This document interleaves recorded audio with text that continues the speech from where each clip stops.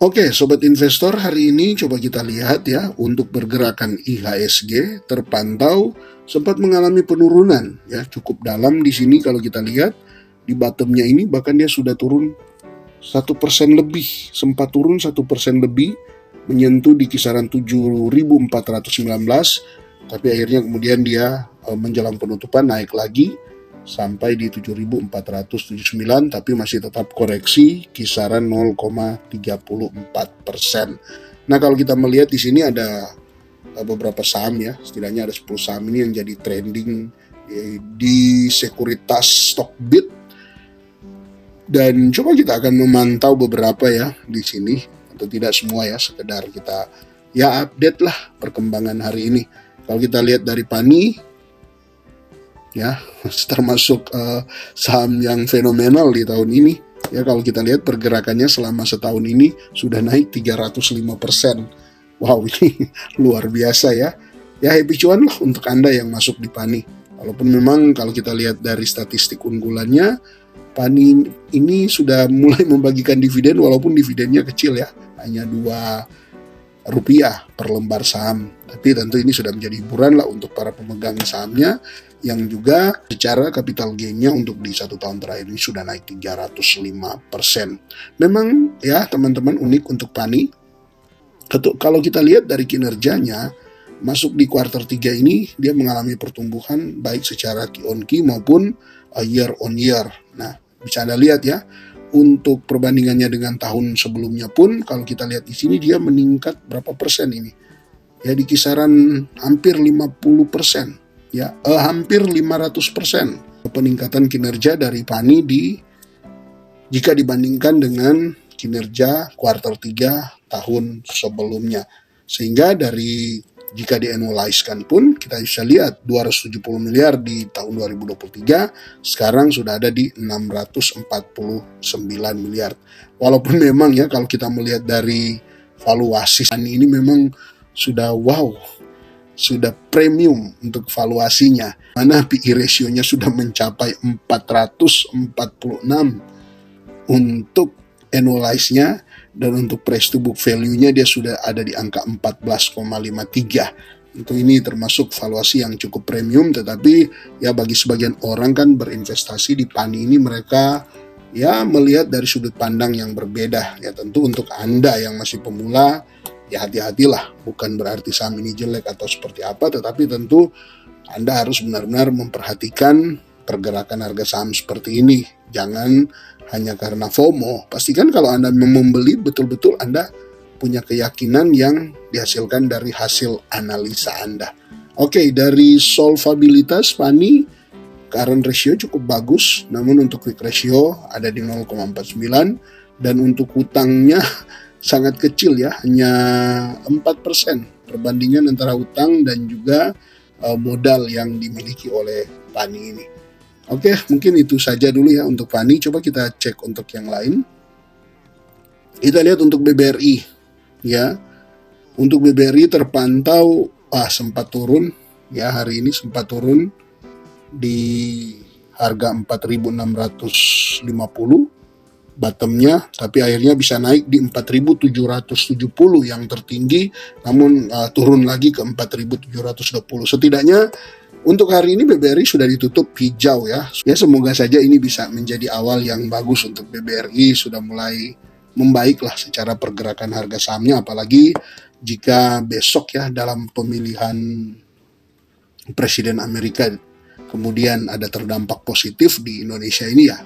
Tentu untuk BBRI bisa terdongkrak lagi, karena BBRI ini kan salah satu penggerak IHSG ya. Kalau saya tidak salah untuk sekarang ini kisaran 2% atau oke. Kita masuk ke saham selanjutnya, Adro.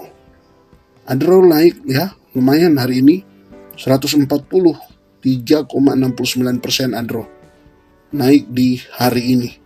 Ya, bahkan kalau kita lihat untuk 1 minggu, Adro sudah naik 6,22%. Adro ini juga teman-teman ya, kalau Anda menyimak ada juga beberapa stream dan juga di beberapa channel YouTube yang lain, ya sempat ada yang bilang ya lagi dipom-pom seperti itu. Ada yang memberita tentang Adro ini, dan sejak videonya keluar justru harga Adaro kembali naik. Padahal kalau di sebulan terakhir ini kan Adaro sudah koreksi ya.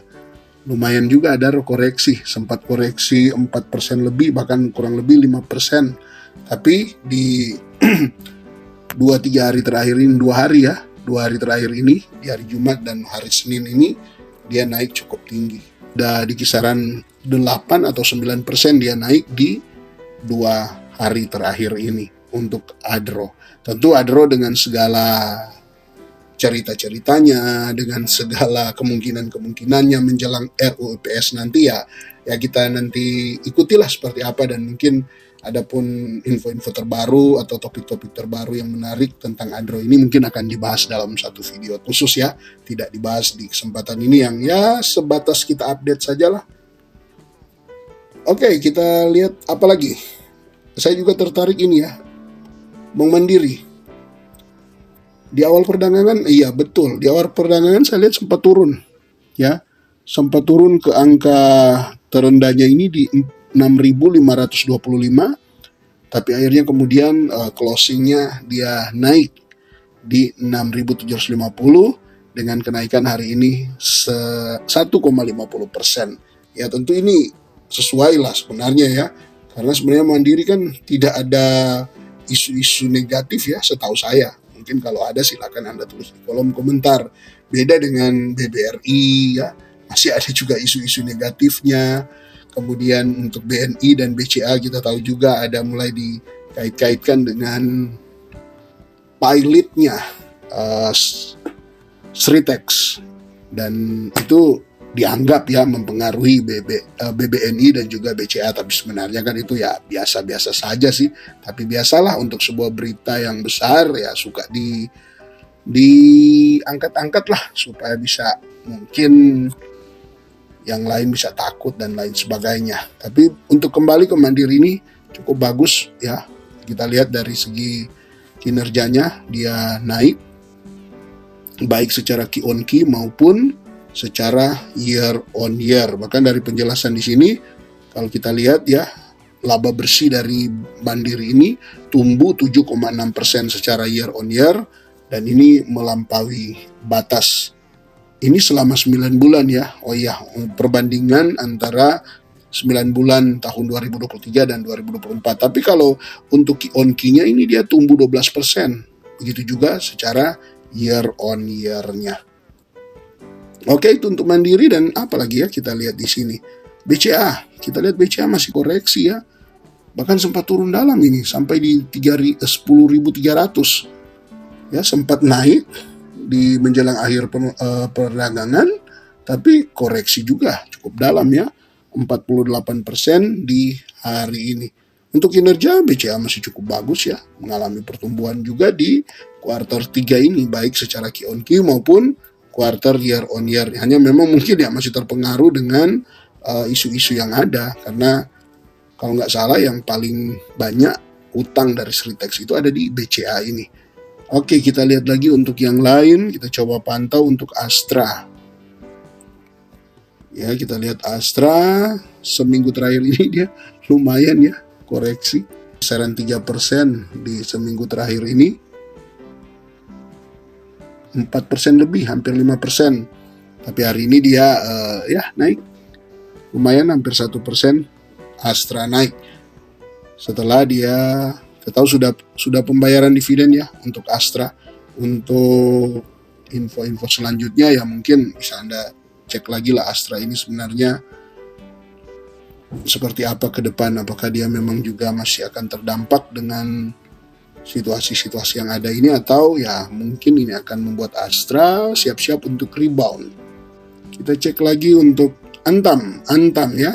Emas diberitakan all time high ya. Untuk sempat juga menyentuh all time high-nya, tapi Antam sendiri kalau kita cek di 1 minggu terakhir ini turun 5,86.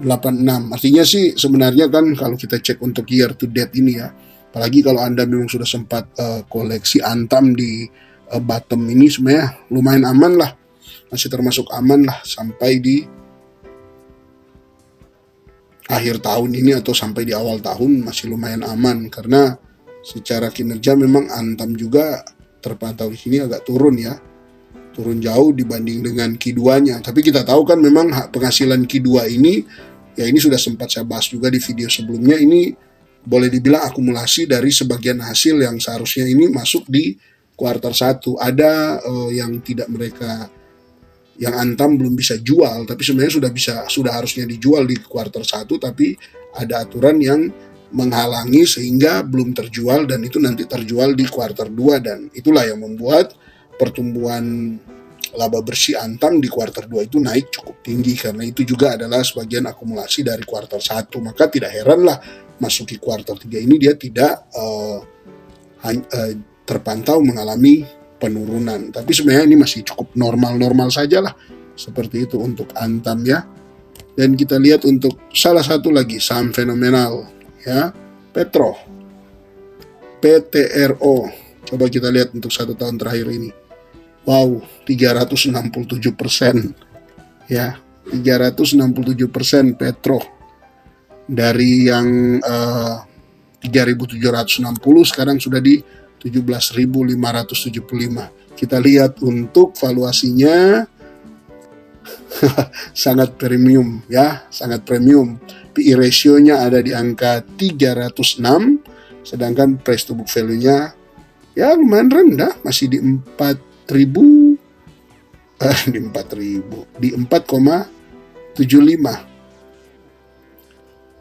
Sedangkan kalau kita lihat dari solvabilitasnya, utangnya rendah ya, hanya di 91%.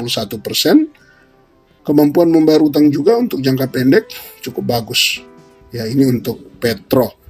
Oke sobat investor, itu aja dulu untuk update hari ini, melengkapi informasi untuk Anda, dan semoga Anda tetap semangat berinvestasi. Dan jika Anda punya informasi-informasi terbaru berkaitan dengan saham-saham yang sudah sempat dibahas ini, silakan Anda tulis di kolom komentar. Atau salam IHSG, investor harus selalu gembira.